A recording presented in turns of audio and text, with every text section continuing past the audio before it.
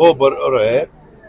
8 लाखापर्यंत ज्या आईवडिलांचं उत्पन्न आहे, आपल्या महाराष्ट्रामध्ये मुलींना नेहमीच प्राधान्य देण्याचा प्रयत्न केलाय. कारण पुरोगामी विचाराचा हा महाराष्ट्र आहे. शाहू फुले आंबेडकरांच्या विचारांनी चालणारा हा महाराष्ट्र आहे.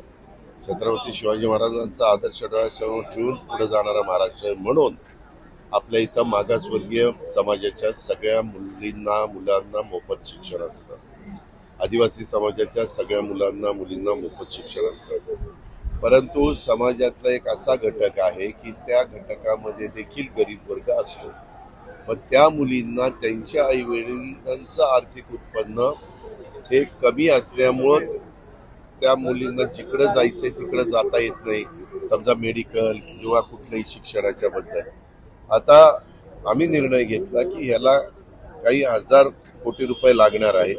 हे जरी लागले तरी चालतील, पण त्या मुलीला असं वाटता कामा नये की माझ्या आईवडिलांची आर्थिक परिस्थिती ही कमकुवत आहे म्हणून मला चांगलं शिक्षण घेता येत नाही. त्याच्याकरता त्याही घटकाला 8 लाखापर्यंत, 8 लाखाच्या वर असेल तर आई वडील त्यांचा खर्च करतीलच, पण 8 लाखाच्या आत जी मर्यादा घातलेली आहे, पण त्याच्यात आम्ही तो देण्याचा निर्णय घेतलेला आहे.